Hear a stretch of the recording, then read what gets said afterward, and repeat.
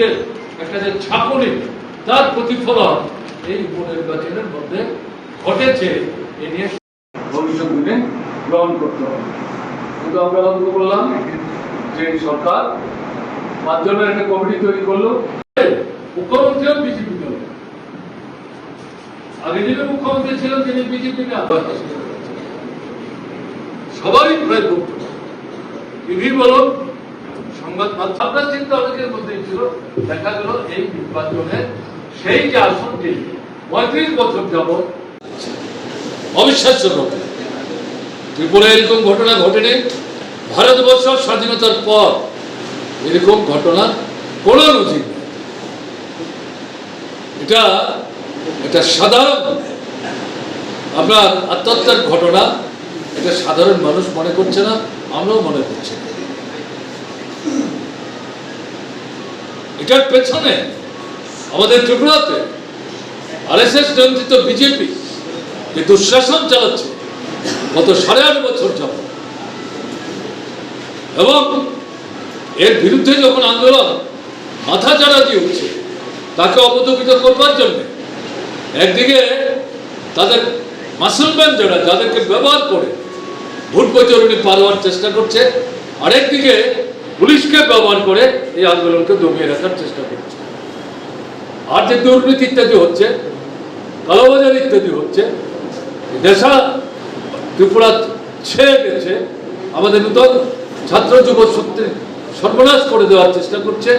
এর বিরুদ্ধেও সেখানে পুলিশ পল্টনের তরফ থেকে কিছু কিছু পদক্ষেপ নেওয়ার যে চেষ্টা, সবটার উপরেই এই সরকারের যে রাজনৈতিক নেতৃত্ব তারা সেখানে বাইরে থেকে হস্ত প্রসারিত করে তাদের উপর চাপ সৃষ্টি করার চেষ্টা করছে।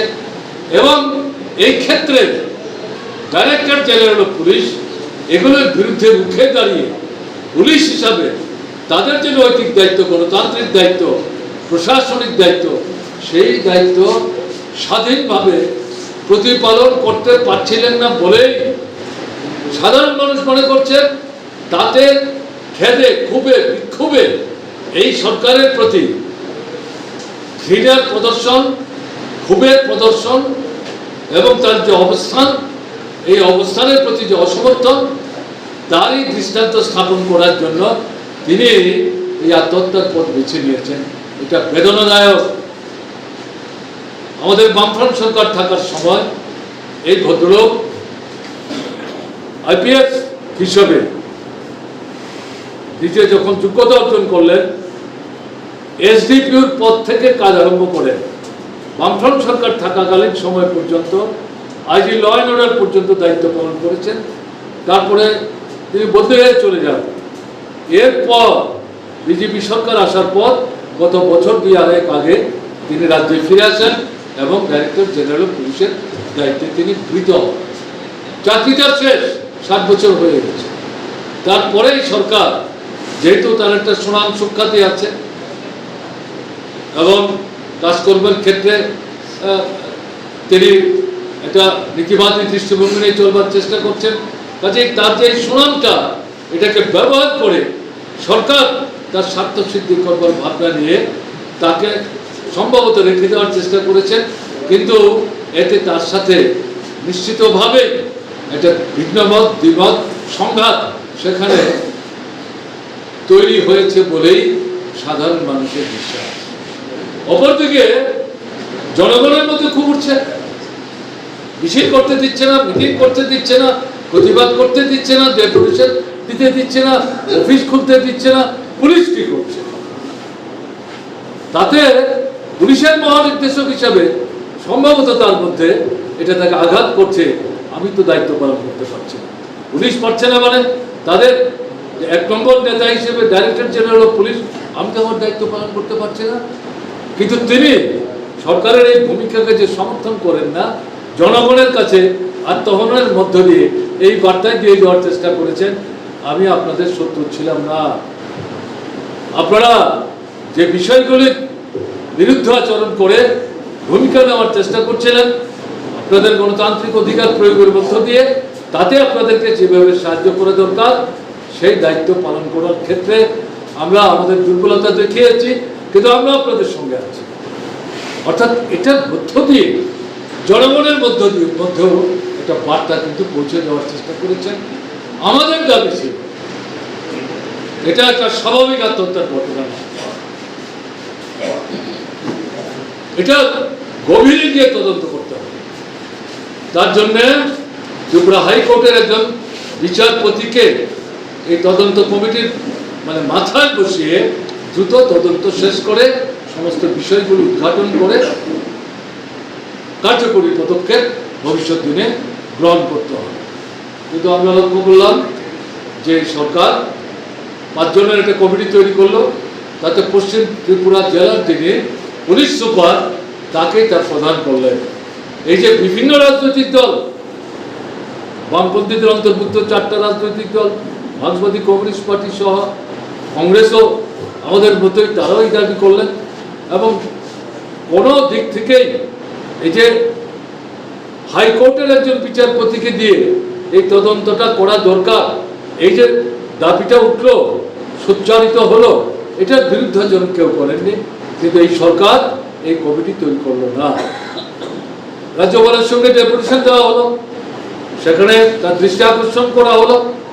রাজ্যপালও বলছেন এখন তো কোনো ভোটটুট ছিল না, ভোটটুট থাকলে পরে একটা অস্বাভাবিক পরিস্থিতি, তাতে একটা মানসিক চাপের প্রশ্ন থাকতে পারে, এরকম তো কোনো ঘটনা নাই, কেন তিনি আত্মহত্যা করলেন? তাহলে নিশ্চয়ই কিছু না কিছু কারণ একটা আছে।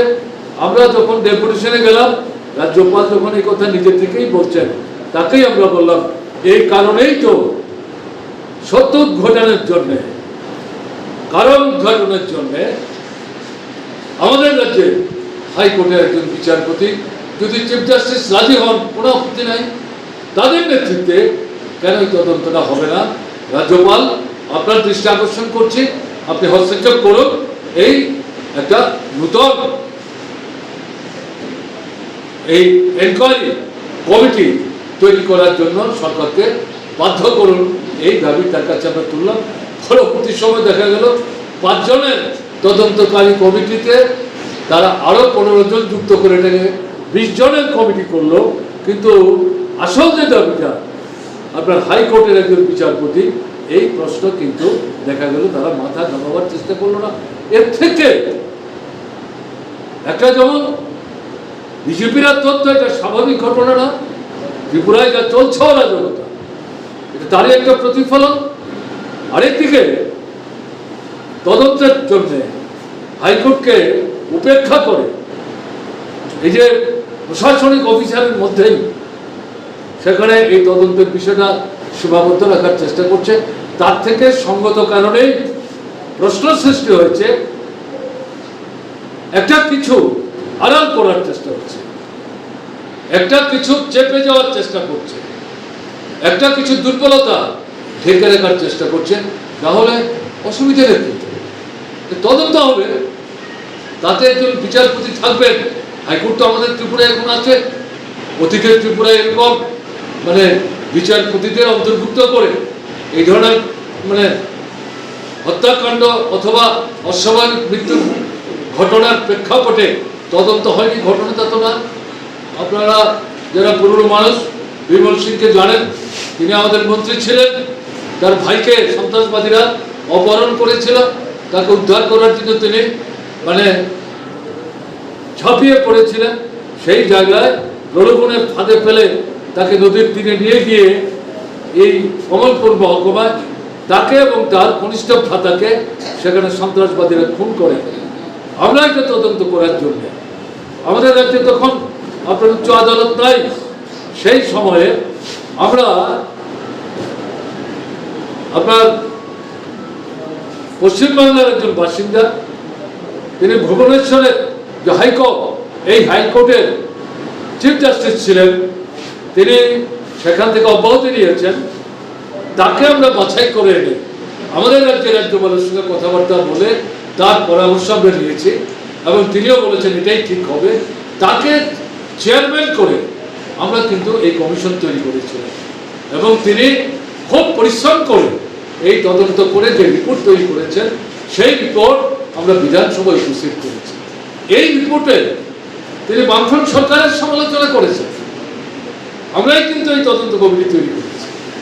তিনি কিন্তু বামফ্রন্ট সরকারের সমালোচনা করেছেন।